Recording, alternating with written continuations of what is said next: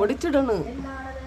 ഇമാമായി പള്ളിയിൽ നിൽക്കുമ്പോഴും ഭാര്യമാരോട് സംസാരിക്കുമ്പോഴും പറഞ്ഞു കൊടുക്കുമ്പോഴും കുട്ടികളോട് കഴിക്കുമ്പോഴെല്ലാം ഇത് നിശ്ചിത കണക്കുണ്ടായിരുന്നു.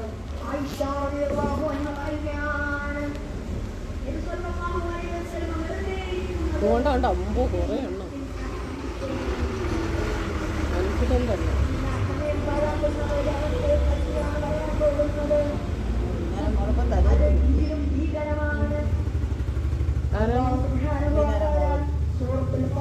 ഉയണ്ടിരിക്കണ എന്തേലും അടിക്കാൻ മണി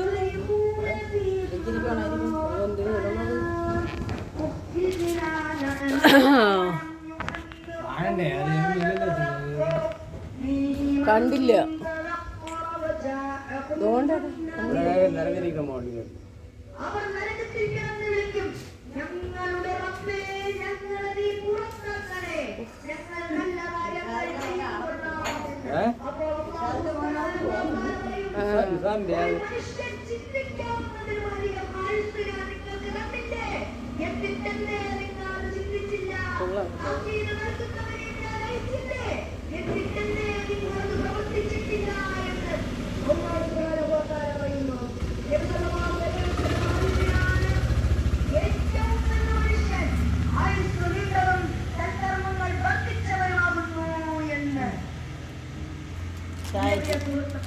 ചായ കുടിച്ചോളൂ.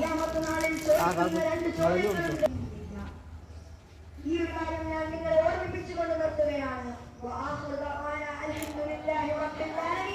അസ്സലാമു അലൈക്കും വറഹ്മത്തുള്ളാഹി വബറകാതുഹു. നമ്പർ 127.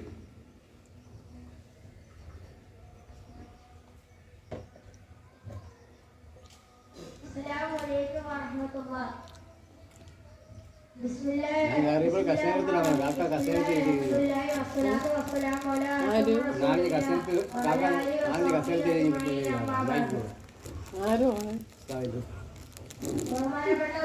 രണ്ടിടാനോ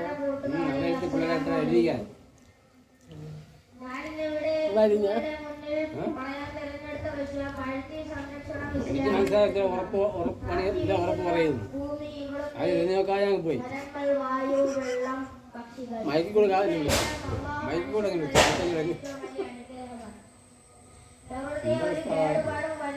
സംരക്ഷിക്കേണ്ടത് ഓരോ മുസ്ലിമിന്റെയും കടമയാണെന്ന് ഇസ്ലാം നമ്മെ പഠിപ്പിക്കുന്നുണ്ട്.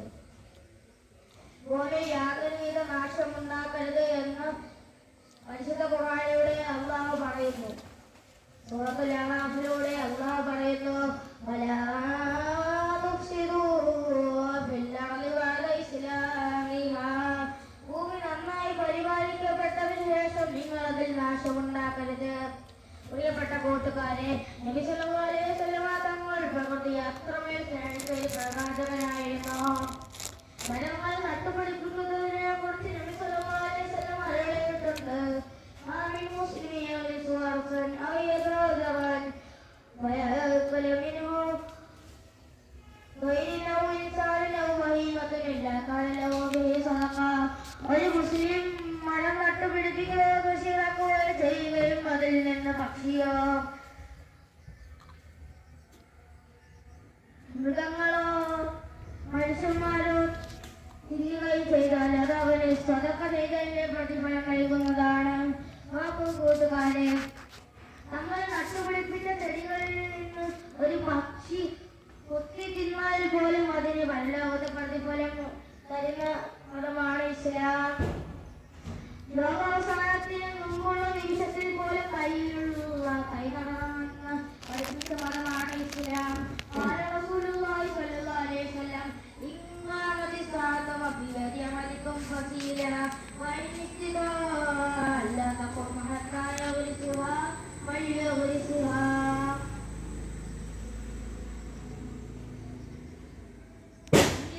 സംഭവിക്കുമ്പോൾ ഒരാളുടെ കയ്യിൽ കൈയുണ്ടെങ്കിൽ അവനത് നട്ടുകൊള്ളട്ടെ. അല്ലാഹുവിന്റെ റസൂൽ മുഹമ്മദ് മുസ്തഫ സല്ലല്ലാഹു അലൈഹി വസല്ലം എവിടെ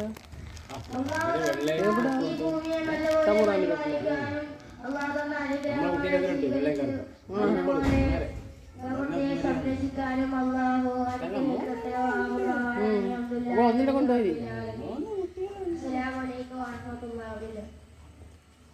നമുക്കൊരു 10 തന്നിട്ടുണ്ടെങ്കിൽ വളർത്തണം.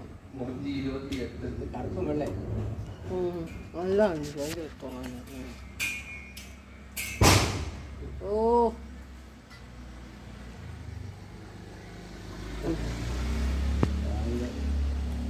ഇതാണോ?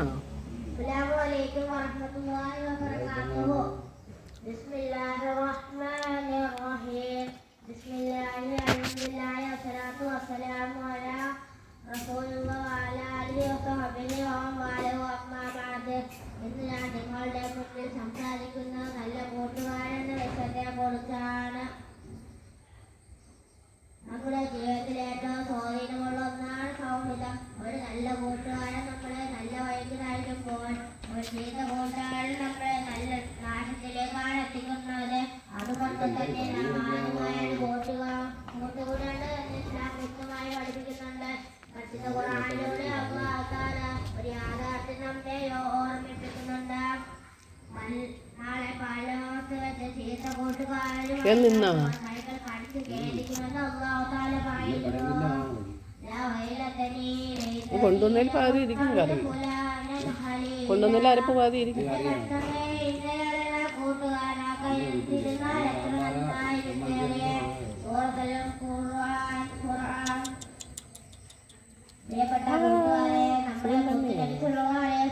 സുഖം തന്നെയാണ്.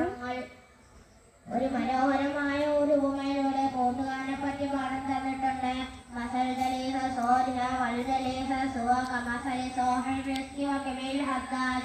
നല്ല കൂട്ടുകാരനെ ചീത്ത കൂട്ടുകാരനെ ഉപമ കസ്തൂരി വിൽക്കുന്നവനെ പോലെ ഉലകുന്നവനെ കൊല്ലനെ പോലെയാണ്.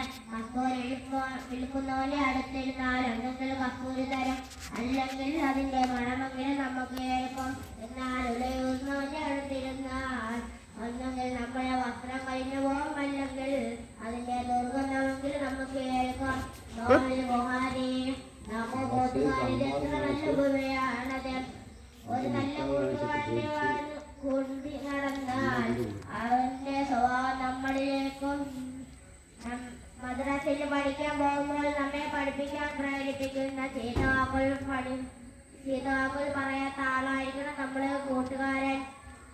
നമ്മുടെ കൂട്ടുകാരൻ എന്തൊക്കെ ഗുണങ്ങളാണ് ഉണ്ടാവേണ്ടത്? 1. സത്യസന്ധത. നമ്മോട് എപ്പോഴും സത്യം മാത്രമേ പറയൂ. 2. നന്മ ഉപദേശിക്കുക. നമ്മളൊരു തെറ്റ് ചെയ്യാൻ പോകുമ്പോൾ അവൻ സ്നേഹത്തോടെ തടയാൻ. 3. സഹായ മനസ്കത.